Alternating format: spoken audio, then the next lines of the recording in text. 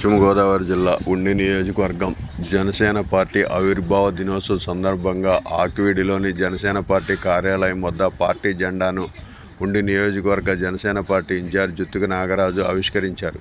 Janasena party ఆవిర్భించిన నాటి నుండి party ఎన్నో ఒడిదుడుకులు పడుతూ ఈరోజు ఒక రాజకీయ శక్తిగా పవన్ కళ్యాణ్ నిలబెట్టారని అన్నారు. జనసేన, తెలుగుదేశం, భారతీయ జనతా పార్టీలు కూటమిగా ఏర్పడడంలో ముఖ్యమైన వ్యక్తి పవన్ కళ్యాణ్ ఎంతో చాకచక్యంగా వ్యవహరించి భవిష్యత్తు నాయకునిగా ఎదిగారని అన్నారు.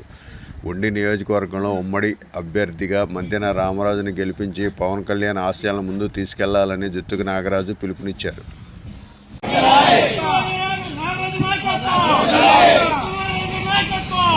మన జనసేన పార్టీ ఆవిర్భావ దినోత్సవం సందర్భంగా మన జనసేన పార్టీ అధినేత శ్రీ పవన్ కళ్యాణ్ గారు ఏదైతే ఆశయం కోసం ఈ పార్టీని స్థాపించారో, బడుగు బలహీన వర్గాల కోసం, ఎస్సీ, ఎస్టీ, బీసీ, మైనార్టీ వర్గాల కోసం ఈ జనసేన పార్టీని స్థాపించడం జరిగింది.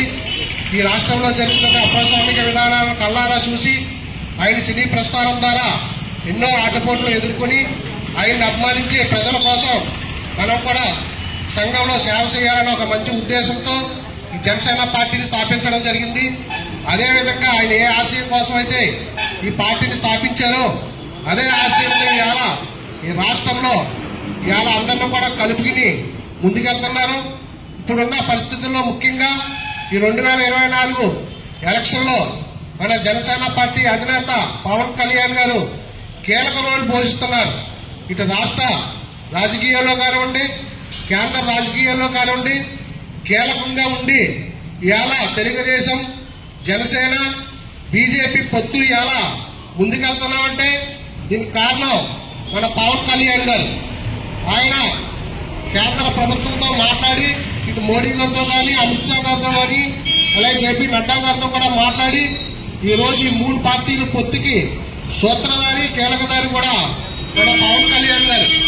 ఇటువంటి తరుణంలో ఈ రాష్ట్రంలో ఇప్పుడు వస్తున్న ఈ 2024 ఎలక్షన్కి పురస్కరించుకుని మన ఉండి నియోజకవర్గంలో తెలుగుదేశం, జనసేన, బీజేపీ ఉమ్మడి అభ్యర్థిగా మన పవన్ కళ్యాణ్ గారు, చంద్రబాబు నాయుడు ఎవరైతే సూచించారో మన మంత్రి రామరాజు గారు ఆయన విజయం కోసం మన జనసేన పార్టీ నాయకులందరూ కూడా చిత్తశుద్ధితో పనిచేసి ఆయన ఉండి నియోజకవర్గంలో భారీ మెజార్టీ గెలిపించవలసిందిగా మన పార్టీ నాయకులు, కార్యకర్తలు కూడా కోరడం జరుగుతుంది.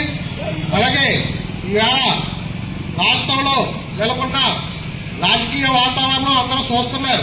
వైఎస్ఆర్ ప్రభుత్వం వచ్చిన 5 సంవత్సరాల కాలంలో రాష్ట్రంలో ఉన్న ప్రజలు ఎన్ని ఇబ్బందులు, ఆటుపోట్లు ఎదుర్కొన్నారో కళ్ళారా చూశారు. అలాగే ఈ 5 సంవత్సరాల్లో రాష్ట్రంలో ఉన్న వ్యవస్థలన్నింటినీ కూడా విచ్ఛిన్నం చేసి ఆయన ప్రతిపక్షాల మీద బొత్తులొక్కి, ప్రతిపక్ష నాయకుల మీద కేసులు కట్టి, ప్రతిపక్షాలని రోడ్ల మీద తిరగలేని పరిస్థితుల్లో ఈ ప్రభుత్వం ముందుకెళ్తుంది. దీనికి అనుగుణంగానే ఈరోజు పవన్ కళ్యాణ్ గారు ఈ రాష్ట్ర శ్రేయస్సు, అభివృద్ధిని ఆకాంక్షించి ఈరోజు తెలుగుదేశం, జనసేన, బీజేపీ పొత్తు పెట్టుకోవడానికి కూడా ముఖ్య కారణం ఈ రాష్ట్ర భవిష్యత్తును దృష్టిలో పెట్టుకునే ఈ రోజు కొన్ని త్యాగాలు కూడా ఆయన చేశారు.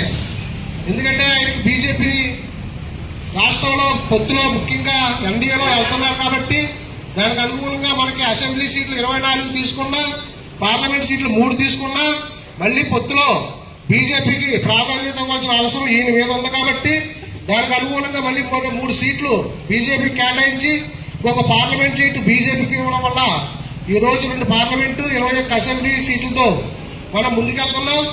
అలాగే ఈ రాష్ట్రంలో ఉన్న పరిస్థితుల్ని అనుగుణంగా రేపు మన ప్రభుత్వంలో అభివృద్ధి చేయాలన్నాక తలంపుతో కేంద్రంలో బీజేపీ సహకారం మనకు అవసరం కాబట్టి బీజేపీతో మనం ముందుకెళ్తున్నాం.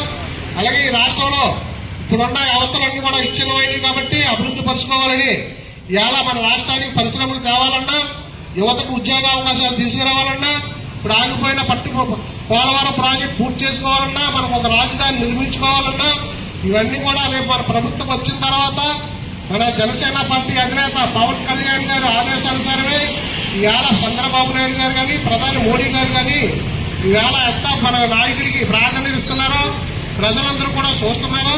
దానికి అనుగుణంగా మన నాయకులు ఏ నిర్ణయం తీసుకుంటే ఆ నిర్ణయానికి కట్టుబడి మన అందరూ కూడా ఆయన వెనక మనం ప్రయాణించవలసిన అవసరం ప్రతి ఒక్కరి మీద ఉంది.